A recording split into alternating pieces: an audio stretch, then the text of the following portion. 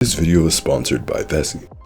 In between all life's massive events, a majority of our time is spent doing the mundane. Going to the grocery store, meeting friends, going to work or school. There's so much time spent walking. And for me personally, I like to be comfortable when I do anything. Vessi's weekend sneaker has been a great shoe because of its waterproof technology and all-day comfort. It's a shoe that is surprisingly warm, comfortable, and durable. It's a lightweight shoe that you just gotta slip on. You don't even have to check the weather because the waterproof technology is the star feature. Rain, slush, snow, you can throw these on and you'll be just fine. It was raining here. Y'all see me trekking through. And let me tell you, I couldn't even feel a drop. I didn't feel the water around this plank. And for as light as they are, these shoes are durable and built to support all that makes up the mundane. And the clean, minimal design means that you can wear them with virtually anything. Vessi helps you move through your day effortlessly. One pair for the whole day. Your new everyday favorite, Vessi is waterproof, comfy, and ready for real life. Grab your pair at vessi.com/sagesrain to stay comfortable and get an instant 15% off your first purchase at checkout.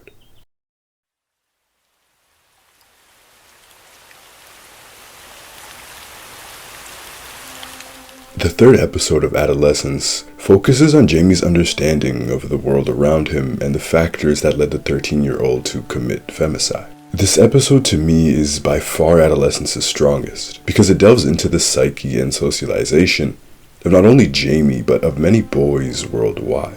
We learn in this episode how boys become men and how boys can become Jaime Miller. I want to take a look at the possible factors as to why Jaime did what he did. To rewind a bit, before this episode begins, all we know about Jaime's character is that he is a typical 13-year-old boy, and nothing is particularly outstanding about him. He isn't overly angry, aggressive, or crude. He has a couple of friends, so he isn't completely isolated from the world, although his friend Ryan's conversation with D.I. Bascom about being popular in school could have been revealing for Jaime and his friends' popularity around school. You add that with the Instagram comments involving Katie and Jaime that Adam mentions in the previous episode, and that's as clear as the picture gets. But from the outside, it really seems like he is a regular kid. In the early stages of this episode, Jaime is charming. He's witty. He smiles, he laughs, he is sarcastic. He is everything a teenager is. But slowly, his answers reveal what his socialization has taught him, how he thinks about the world, himself, women, and gender as a whole. Brienne begins by asking him about his father, which he's closed off to at first, but opens up after some discussion. She asks him if his dad is funny. Sometimes, he says. Is he loving? No, that's weird, he answers. Is he angry? I suppose. Immediately, these answers tells us a bit about what Jaime has been taught. Fathers are not loving. That's weird. Men are not loving. That is weird. It is different and it's unnatural. Therapist Terrence wrote in How Can I Get Through to You that research tells us that by the time most boys hit kindergarten, they show significant drops in their willingness to express strong emotion. Our sons learn the code early. Don't cry. Don't be vulnerable to show weakness. Bell Hooks in The Will to Change notes that women and men alike in our cultures spend very little time encouraging males to learn to love. In our current culture, how we socialize boys is through disconnection, injury. We sever them from their own expressiveness, their feelings, their sensitivity. Disconnection then becomes masculinity. She also writes that little boys are the only males who are allowed moments to feel holy without shame, where they can express their desire to love and to be loved. Now, applying this to Jaime, a boy fully immersed in this society who follows traditional masculinity, of course, he doesn't depict his father as loving because he was never taught to associate loving with maleness. What he was taught, though, which he replies immediately after, is that his father is angry. That he can associate with masculinity. Jaime is much quicker to validate his father's anger, his temper, and his rage than his love.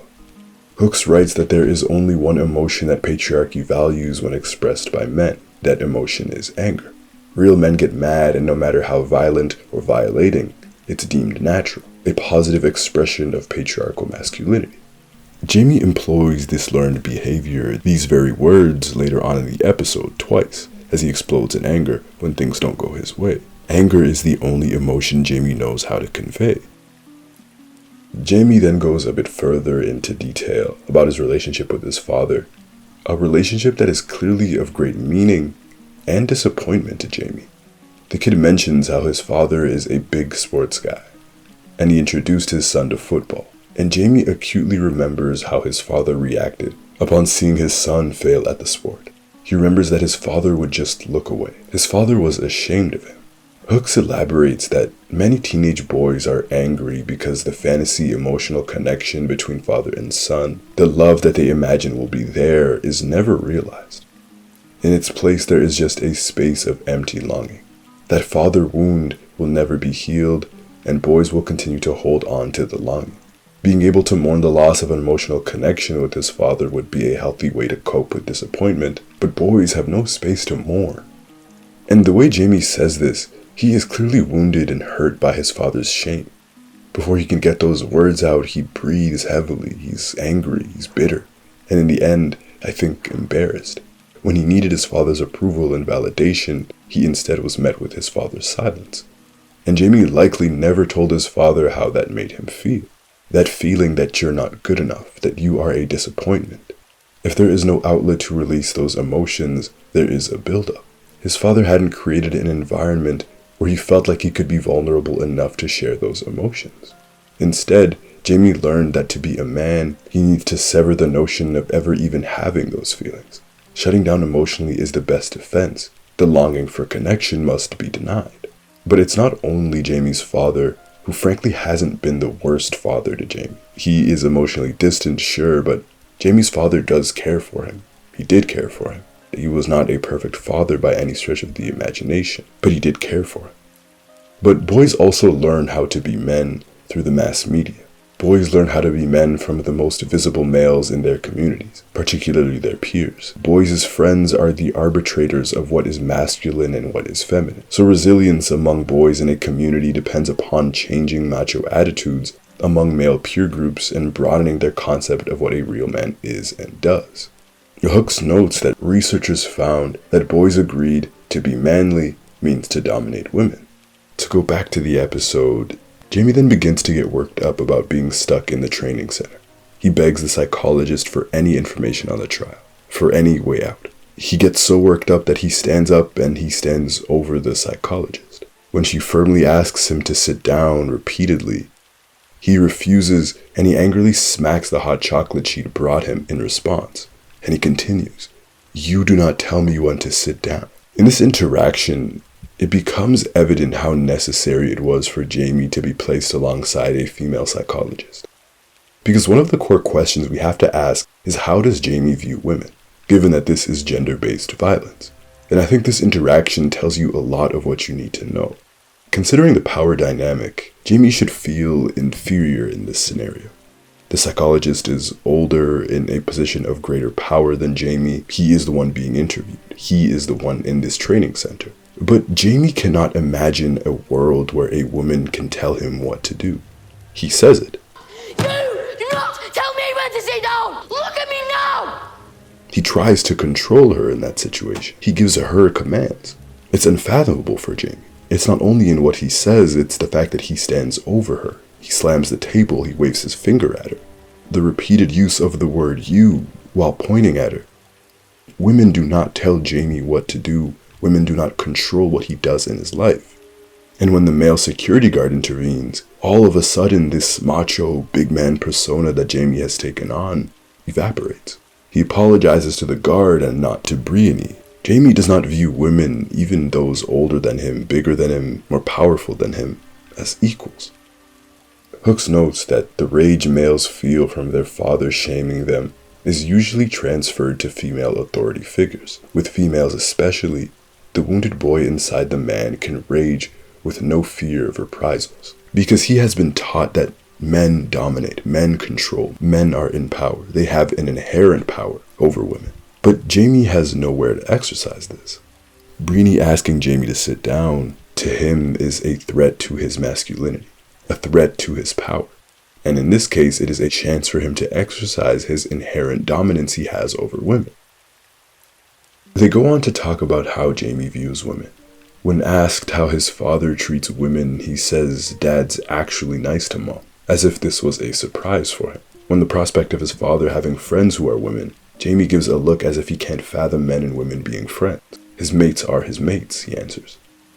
From Laura Bates's book, Men Who Hate Women, she notes that there is social division that is driven by stigma, prejudice, and absurd stereotypes.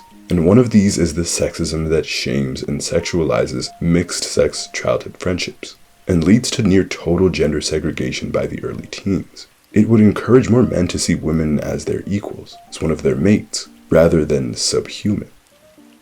Jaime likes women, he is attracted to them, but he is not friends with them.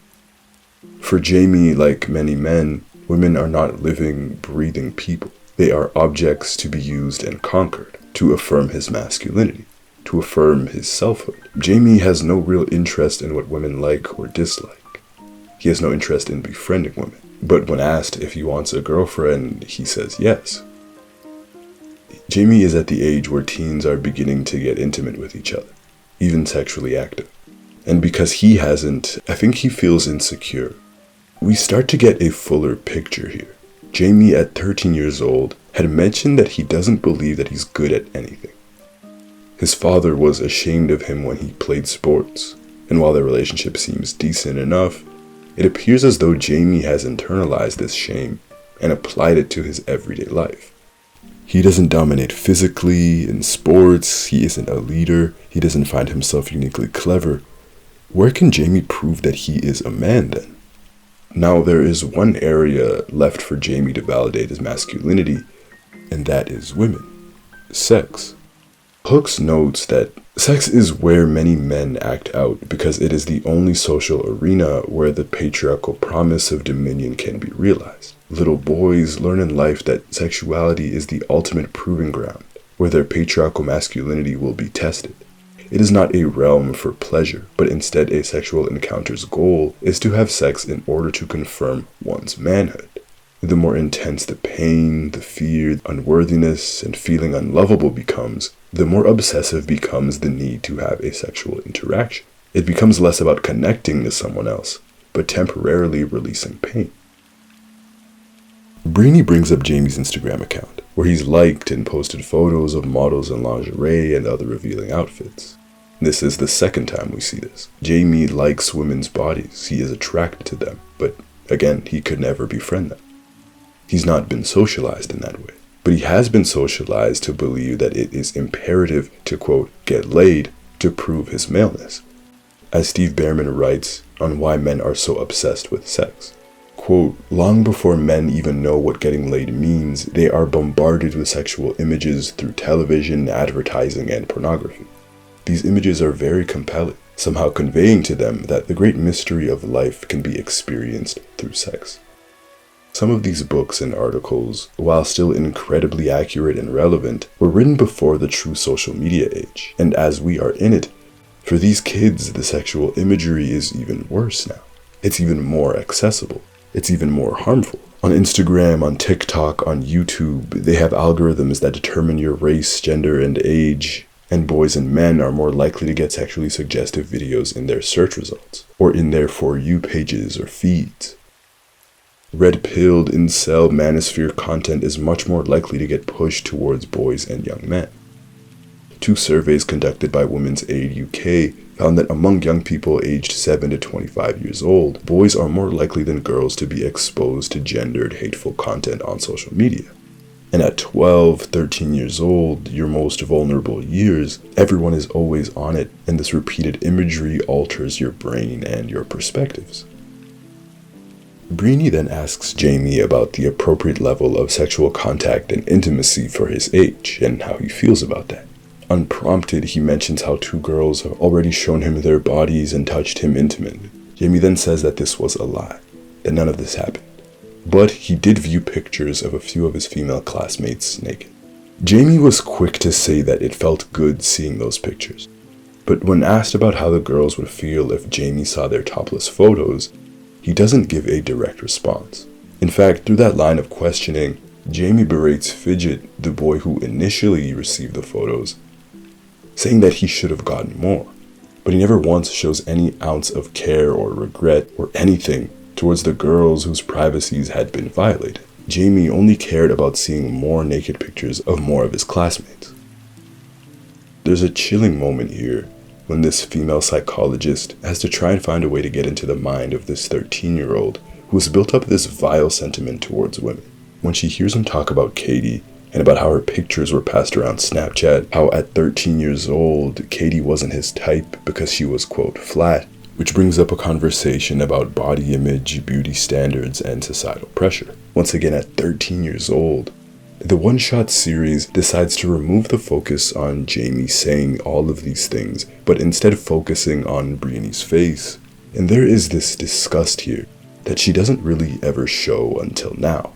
Her look is so distressing, and ultimately it's sad, because a few moments later, Jaime slips up and admits to understanding that he killed Katie, and once again he explodes in anger.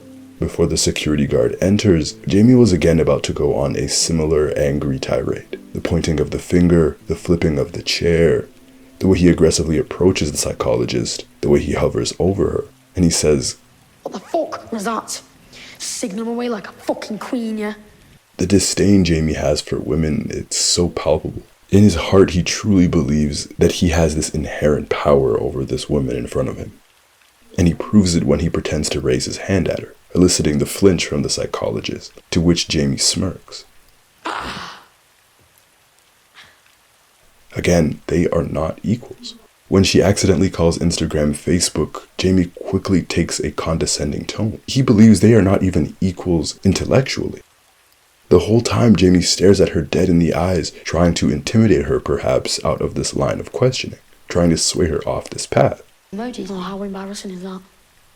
Getting scared of a 13-year-old. We then reach the second mention of the, quote, truth groups, the incel space that Adam mentioned in the previous episode, and it aligns quite well with Jaime's thought process. On a broad level, Jaime is a victim of the Manosphere, the truth groups. The Manosphere is an umbrella term for online communities that have increasingly promoted narrow and aggressive definitions of what it means to be a man, and the false narrative that feminism and gender equality have come at the cost of men's rights. Involuntary celibate men, incels, are one of these communities, ones that focus on those who have trouble entering relationships with women. Laura Bates, author of Men Who Hate Women, spent a full year immersing herself in incel forums, groups, communities, to find out exactly how people get radicalized. And Bates writes that on a ground level for incel men, what they seem to all have in common is a craving to belong. And this need is met in spades by a community that excels at conveying a tribal sense of cohesion. It is also the most violent corner of the Manosphere. For Bates's journey as the online persona Alex, she discovered that incel origins are typically harmless, beginning with finding people in similar situations, frustrated over their lack of success with women. Within a day, however, Alex had been indoctrinated with the truth. He would, quote, be told that society had tricked him into believing that men are in control, but instead that women held all the cards. Women, in essence, are the devil. These are lonely men seeking to find explanations, reasons for their shortcomings. And in these spaces, these people have the answers. They have the reasons to take the blame and the weight off of their shoulders. They use historical facts and examples, she writes, to justify their claims. It subverts the narrative of the privileged and the victim altogether. It tells men that they are suffering and it blames women. Yes, men do suffer, but these spaces never take the time to actually address why. The root of men's problems. Instead, choosing women as the scapegoat for everything. And as more time was spent on these pages, the more vile and heinous rhetoric Bates would read, most of the time referring to the violent sexual assault of women. And over time, over a year, it quickly became normal.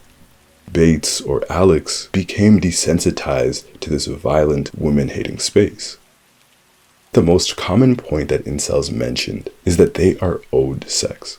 Their primary focus is that they are denied it, which extrapolates to the sexual marketplace in which women, quote, withhold sex from men. And to add on to that, 80% of women pursue the top 20% of men. This 80-20 rule presents women as shallow, manipulative, and undeserving of respect or empathy, and men as victims of an unfair feminist system. this same 80-20 rule, which Jaime mentions that he is in agreement with. Jaime says that he believes he was picked on because he is ugly, the ugliest. Bates mentions that along with the 80-20 theory, these men believe that when women are choosing sexual partners, looks far outweigh any other attribute. So if you are not chosen, you are subject to a lifetime of unfair sexual frustration. Lookism is a focal point in the incel community, people who view themselves as subordinated, as lookism is a, quote, form of social bias favoring the physically attractive, discrimination by physical appearance. After incels situate themselves as permanently subordinate, they weaponize this victimization to legitimize misogyny, violence, and male supremacy. Henny Jones's study on incels and the Manosphere notes that incels' perceived devalued masculinity as a result of lookism is used as a justification for their hatred of women.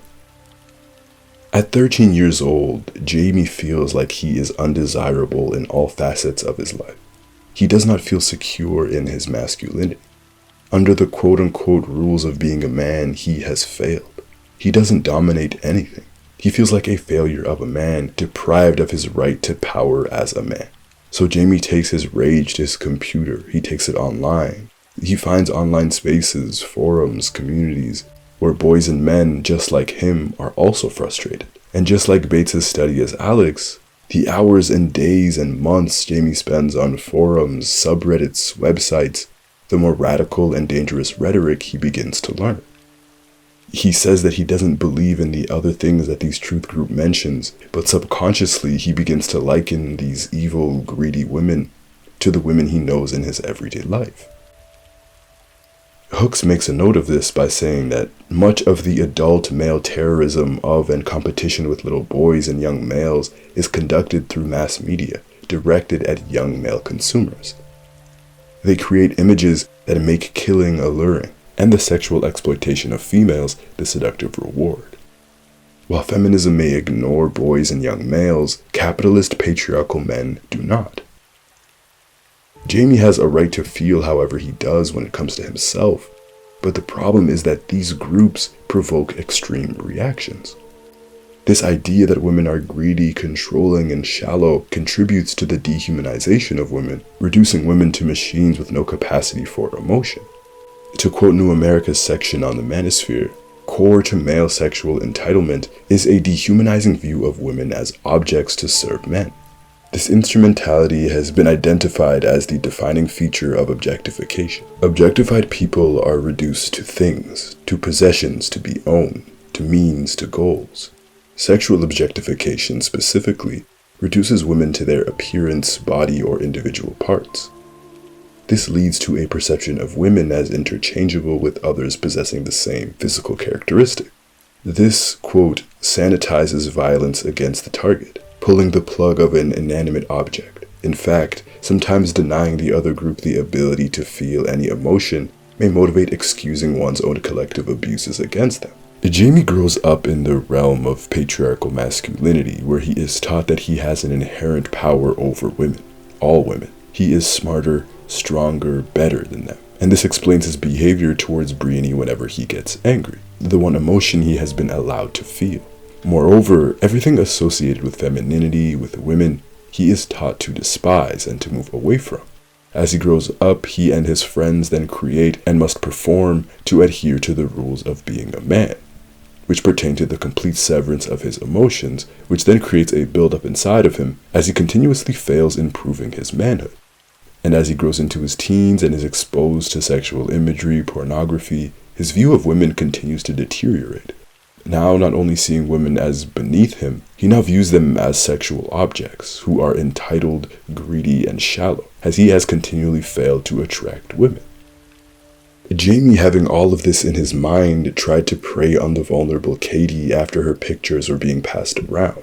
He thought that when she was weak, that she would be vulnerable enough to have a relationship with Jaime, and Jaime doesn't have any remorse for trying, instead asking the psychologist if she agrees with him and thinking that it was clever. He doesn't think it's manipulative.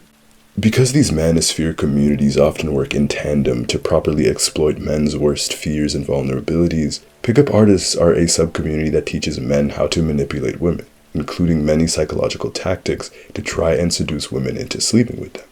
Jaime's attempt of offering himself to Katie while she was at her lowest could have been something he had been taught online.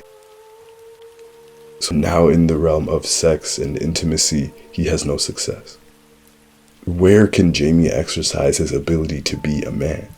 And at every turn in this episode, in this story, he does it. And it's these moments, his misogyny, is exactly why it is so imperative to have a female psychologist. Because gender dynamics are at the core of this story. The language Jaime uses towards women, his attitudes, his behavior, his friends, they all reflect Jaime's vitriol towards women. Even in death, even after he already killed her, Katie was still a subject to be insulted and slandered. Jaime could not fathom that this girl rejected him even at her lowest. He was bullied by her, and that goes against everything he has been told about being a man. Her withholding of intimacy, of sex from him, something that belongs to him, she is withholding his passageway to affirm his manhood. She is taking that away from him. And moreover, she is embarrassing him. And she is doing it in public spaces. And so Jaime goes out to do something about it. Katie embarrasses him one final time by pushing him to the ground, and as a response, Jaime kills her. And the most harrowing moment is when Jaime, adamant that he's innocent, says, I wanted to, I really wanted to, but I didn't. Most boys would have touched her. So that makes me better. Jaime feels justified.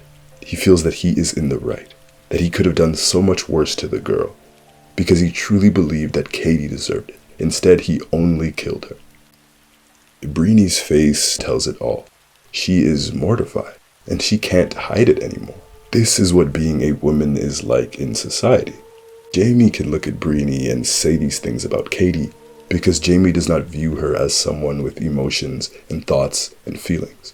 And if he does, he simply does not care about that. That because she was mean to him and bullied him, that he had a right to her body, and she should have been killed for what she had done to him. And after this, Jaime takes a bite of the sandwich Breenie brought him, sort of as a peace offering, an apology saying, "Look, I'm normal, thanks for the sandwich."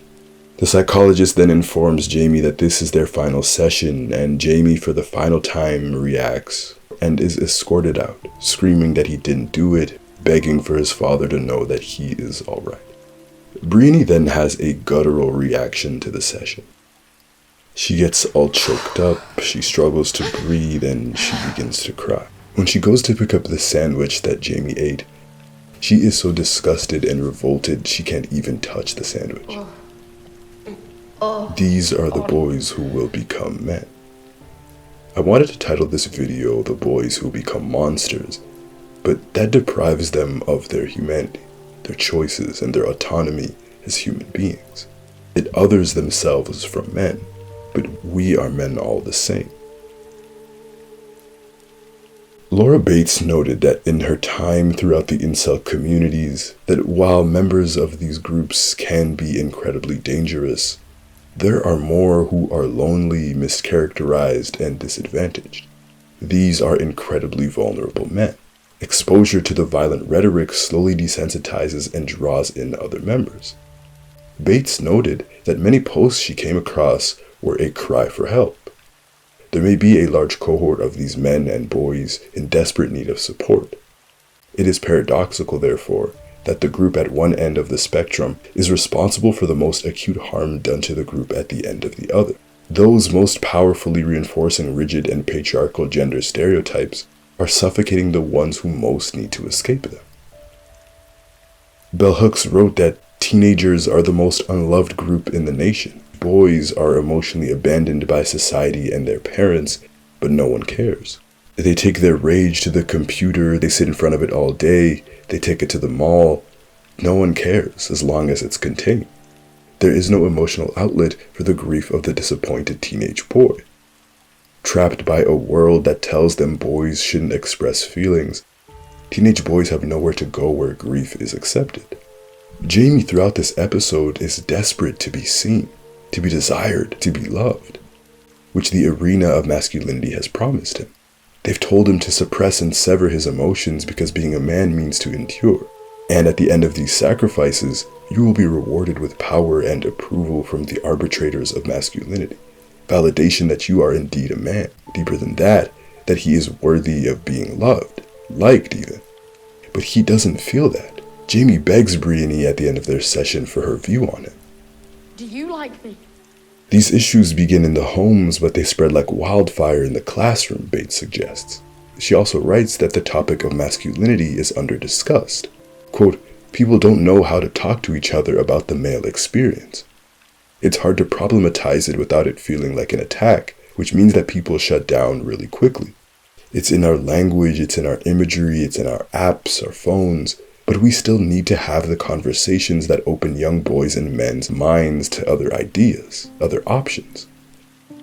Bates says to challenge and question manosphere assumption, explore the limits of false facts and shoddy science. To prevent young men from being isolated in the first place, Bates says, is to look at both the social and political. We are reaping the fruit sown by local authority cuts and community center closures.